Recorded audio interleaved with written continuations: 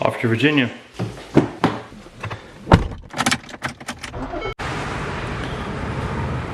Get my stuff out of the car.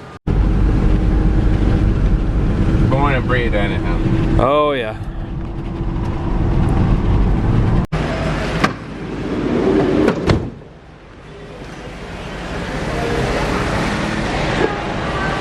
Sir, you have a good day. Thanks, sir. Appreciate it. I appreciate you. This next house is the Missouri house. It contains the original kitchen and dining facilities that run on steam. This next house is the Maryland house. It is a replica of Baltimore's Homewood built in 1802 by Charles Carroll, the last living signer of the Declaration of Independence. This next house is the Virginia house. It is the largest and most spacious of all the homes. The first floor is one large ballroom, and the second floor has 6 bedrooms and 5 bathrooms. And this next house is the Pennsylvania house. No one resides in this house. It is a 2/3 replica of Independence Hall in Philadelphia. It's now used for senior officer functions. It's also where President Clinton addressed the families of the USS Cole incident. These next 2 houses are the North Carolina and Rhode Island homes. They were originally 2 separate structures. They combined to serve as senior officer temporary quarters on the first floor and a presidential suite on the second floor. This next house is the Connecticut house. It was modeled after the home of Benjamin Talmadge, who was the chief of intelligence during the Revolutionary War. This next house is the New Hampshire house. It is a replica of the home of John Langdon, who was a Revolutionary War patriot and president of the first U.S. Senate. This next house is the Michigan house. It is considered the unlucky house because it was built during bad weather with bad financing, and the chief architect passed before the home was finished. These next 2 smaller houses are the Gingerbread and Cheatham homes. They were not originally a part of the expo, but their farmhouses moved here from Yorktown, Virginia to fill the gaps in between the houses. And this last house is the Vermont house. It is a colonial college designed by the first successful female architect, Miss Josephine Chapman. Now, the aircraft that you see here are MV-22 Osprey. They're American multi-mission tilt-rotor military aircraft. They have both vertical takeoff and landing capabilities. They're flown by the SA-60 Seahawk Squadron, and they're used for search and rescue missions. So we're about to pull into a parking lot, and this is just so that you all can take any photos that you may like of our ship.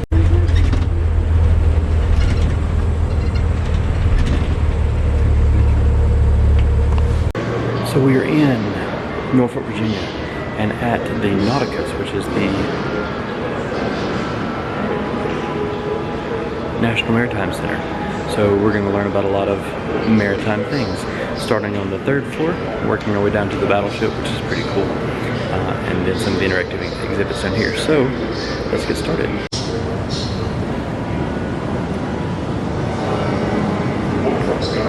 Much different in 1789. As Thomas Jefferson arrived back home to Virginia from Paris, here in Norfolk, he first learned he would become the next Secretary of State.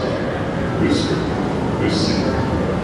By 1907, after rotating from the true maritime force, President Theodore Roosevelt launched the Great White Fleet for these waters, an ideal home port for the largest fleet in the world was established. So we're on the 3rd floor, looking at the Port of Virginia and where all it goes. It's kind of neat to think that a lot of the things that we use in everyday life come from this port.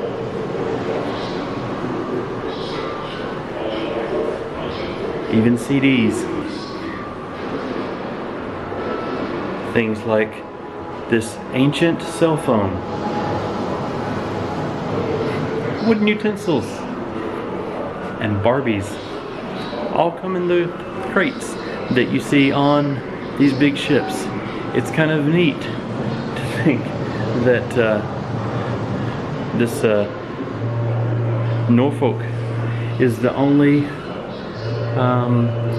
port that can handle something this big. Everything else is too small. Oh, it's so hard. Oh no. I did not do good at that game. I'm a trainee. Exit. Up on the 3rd floor, there's a lot of neat places for kids to play. So here's a table where you learn about like the big boats and how to dock a big boat. Learn about fuel and what's more efficient. I think that's pretty self-explanatory. And then a ship simulator. You can pilot through the harbor. Let's try.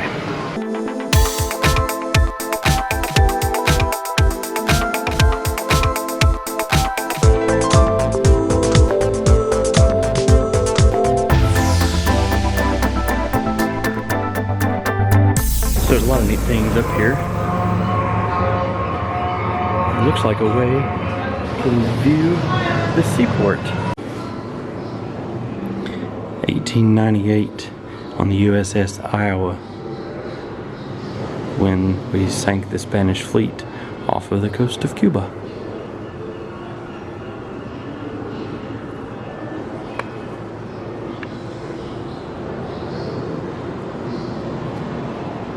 Remember the Maine. Oops. There we go. Remember the Maine. Something you might hear from the Spanish-American War. We also have 34 stars. That's an interesting design that they took with the 34 stars. Flew above the USS Oregon. And this is the USS Maine in 1895.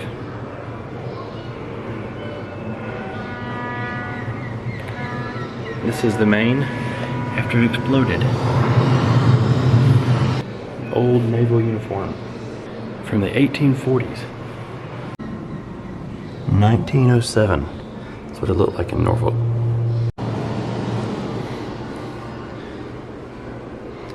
Docking ships. There's a miniature of a dock ship.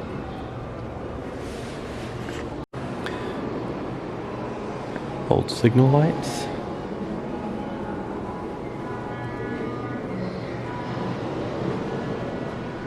Old Marconi with the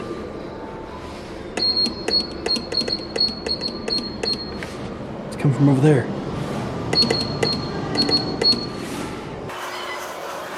It's being transmitted over here.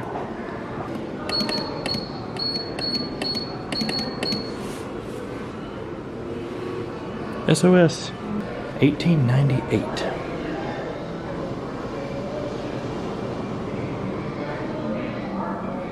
Times weren't too good then. And then here our early 1900s.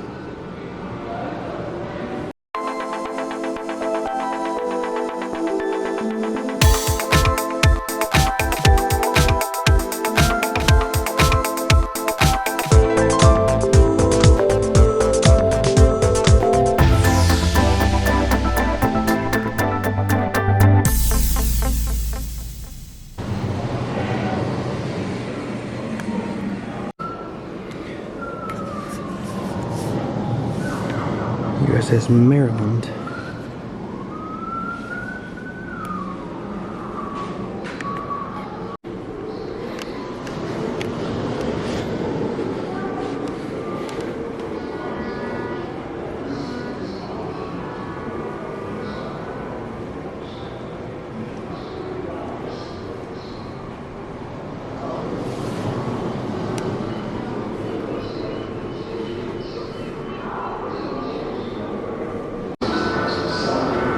A little bit of Disney. Ring toss.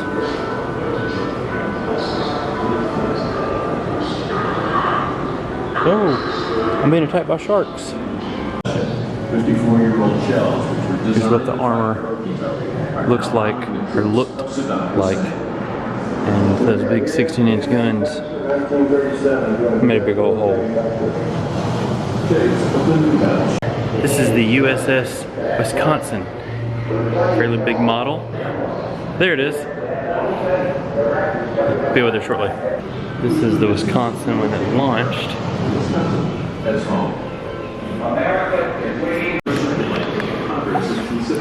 The big 16-inch gun, that's the 16-inch projectile. It's large. Now to really change pace from naval and battleships, we have sea life, which is fun. Here's some examples. Hey fella. Hey fella. You're just gonna get right up in the camera, aren't you? Oh, where are you going? Where are you going?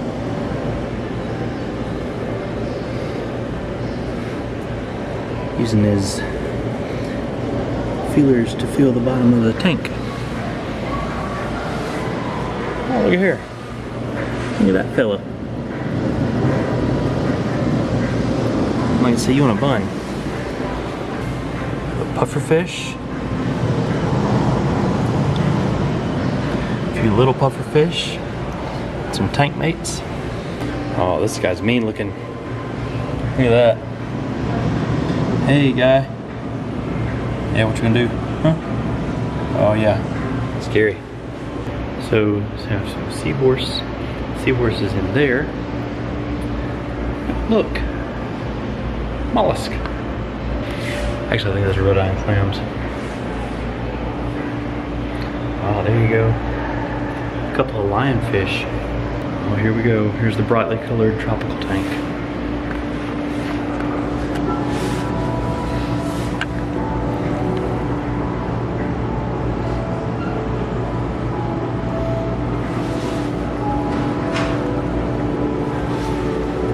The 900,000 sailors, marines, and civilians in the Department of the Navy on the world's most formidable expeditionary fighting force, capable of maritime defense, major combat operations, and disaster relief. To maintain military readiness, the Navy must train for wave fighting. Navy here to ensure that we protect American Interesting. and all safety goals in accordance with the Constitution. There's some pupfish. Deception or camouflage makes predators think A, they're bigger than they are, because the bigger you are in the ocean, the less likely it is you're going to be eaten. So the bigger the eye, the bigger the fish, right? Plus, most predators don't like to attack something that's looking right at them. So that's they started doing that kind of recently in the last 6 months or so. It's kind of a reverse king of the hill. The one on the bottom is there trying to push the other one off the spot because they want that spot. Oh, funny. Yep. Do all the species get along with each other? These species do very These well. two, Yeah, okay. occasionally, very rarely will one nip at the other. And, I don't know, maybe just had a bad day, didn't have his coffee or whatever. But for the most part, they do get along very well. I was late to the party. What species? Okay, the dark colored one is a white spotted bamboo shark. And the lighter colored one, that's called an epaulet shark. Okay. So the sharks down below in the tank right there are similar to this guy. It's a zebra shark. Now you've got more famous sharks. The tiger shark is up there, bull shark is up there. Which one? Very small version of a great white is right there. But then you've got, let's see which one. Mako. That's a really kind of gnarly looking shark. Nice exposed filter here. That's kind of neat. And then the shark tank. Oops. Kind of like in the movie Jaws now. So there's a lot of things here. They have a weather lab. And that's kind of neat. Some things that tell you about tsunamis.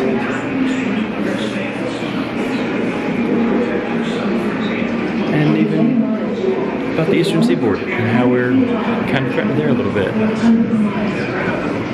A tsunami warning system, which is an important thing if you are worried about tsunamis. Several horseshoe crabs that are making their way down the pool.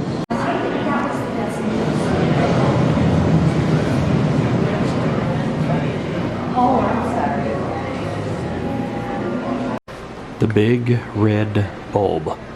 But there's a reason that ships look like this. The red paint is to keep barnacles and things like that away. And then the bulb actually helps move through the water. And that's about how much clearance they have sometimes in the bottom of the marina or harbor. Very interesting. Let's help the boat find the sea. Go, little boat. Uh-oh.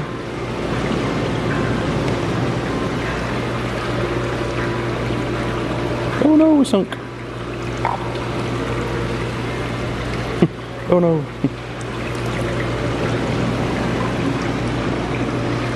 Go, little boat.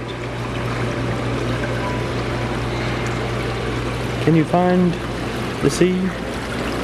Can you find the sea, little boat? Oh no! I think this may end badly. Oh, see if we can help it out and go over here. Oh! We got there. Pretty excited about this. USS Wisconsin. Pretty excited about it. It's pretty neat, gotta say.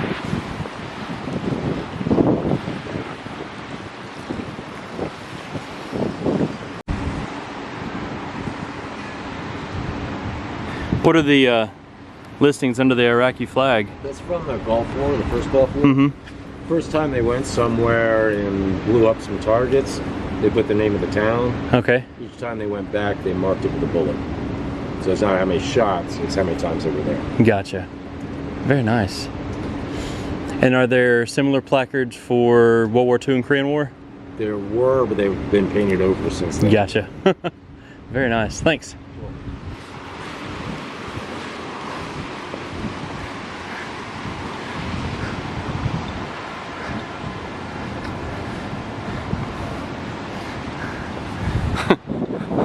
Downtown Norfolk on a battleship.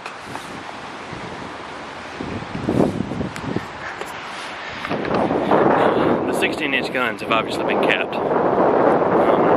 but those are massive. See where the anchor is stayed. Sure, no problem. There you go.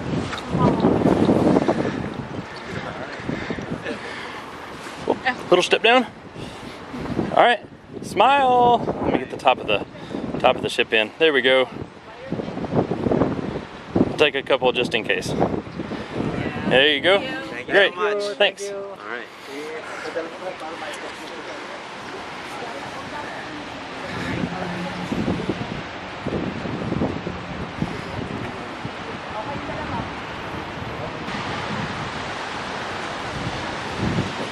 Massive chains. Just to give you an idea, that's my hand on one.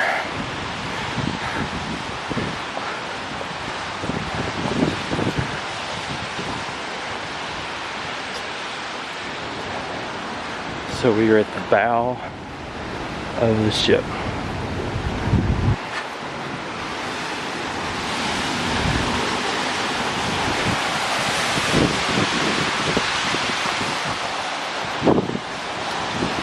Looking back,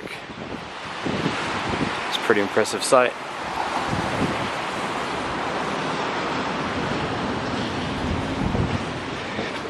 It is kind of interesting because it's a lot of slick surfaces since it is raining currently, right now. Get a good look at Nauticus, and which is a large building in and of itself, but is dwarfed by the sheer size of the USS Wisconsin.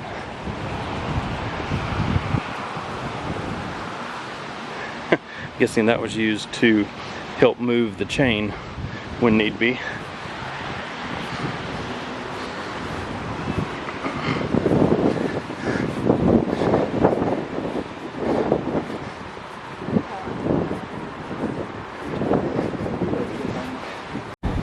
Again, just massive 16-inch guns. So you can see here some of the powder bags that were used to fire these.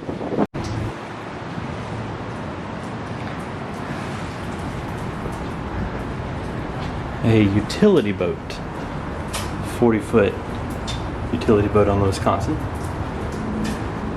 Large piece of boating.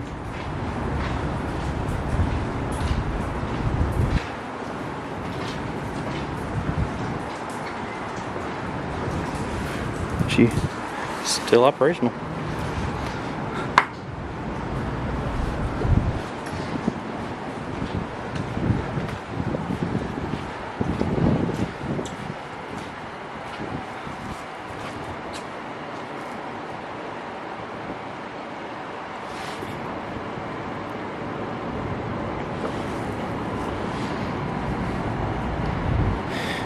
All different kinds of valves and things. Purple.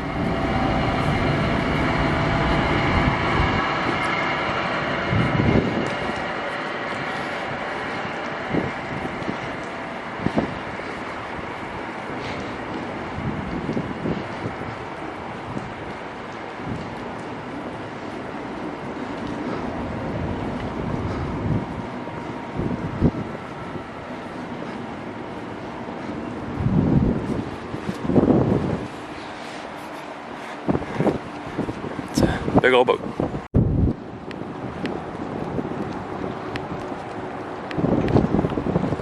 In the stern of the boat, there's not a whole lot back here except a giant helicopter pad. So it was a way that you could get on and off the boat easily. And I imagine there were some important people that landed there. So let's see what we can find inside now. Here's the symbol of days gone by, battles gone by, battles in history, and then all In the mess hall.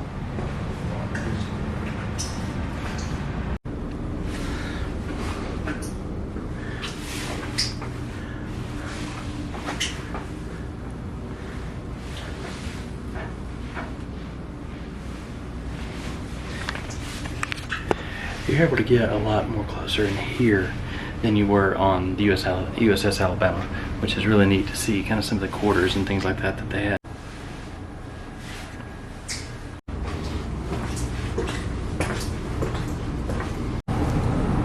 Because I know my children are weird. There's the bathroom. Shower on the battleship. There's me.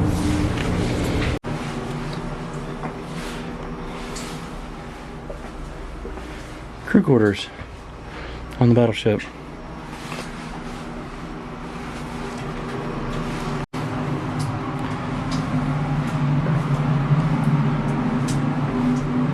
More crew quarters. This is kind of tight. Just to give you an idea. Yeah, a little tight. Right here. Oh. Oh, head. So, there you go. That's your crew quarters. These are my people. Check this bank out. Oh, what is up with that? Pretty much the brains.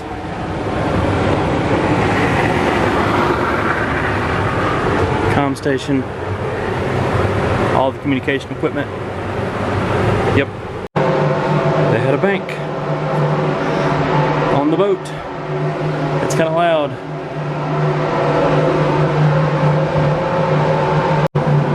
The supply office, complete with a picture and calendar of John Wayne.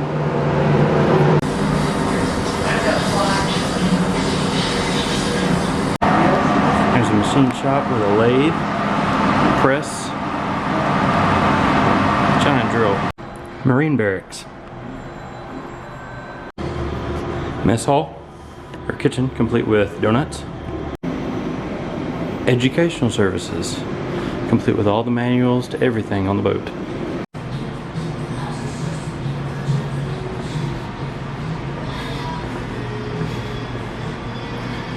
Looks like a pretty good meal. Another mess hall. They even have a library.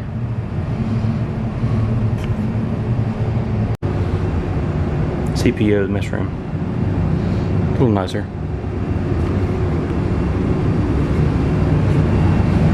Kitchen. Oh, door. Oh wow, you can go in there. It's really loud. Public affairs room for journalists. Here's the chapel. On the front of the ship. Getting ready for a big event tonight. The Naval Museum is opening a new exhibit. Well, I had a great time at the Nauticus.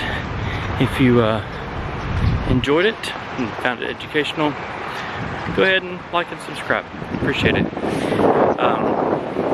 I enjoy doing these kind of videos and get to because of what I do. But yeah, until next time, there's the